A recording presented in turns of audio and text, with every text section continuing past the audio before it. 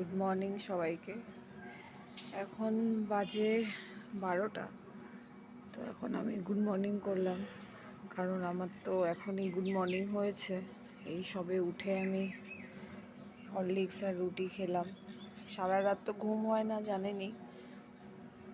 বেবিকে 2 ঘন্টা পর পর উঠিয়ে খাওয়াতে হয়, এর জন্য একটু লেট করে উঠি। এখানেই আছি আমার ফ্ল্যাটে।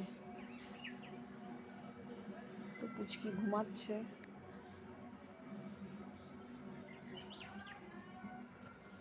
যে ও এখানে ঘুমাচ্ছে, মশারি টাঙিয়ে দিয়েছে। মা ওইদিকে, সায়নের মা আসবে, এখানে খাবে। তো মা ওইদিকে চিকেন বানাচ্ছে।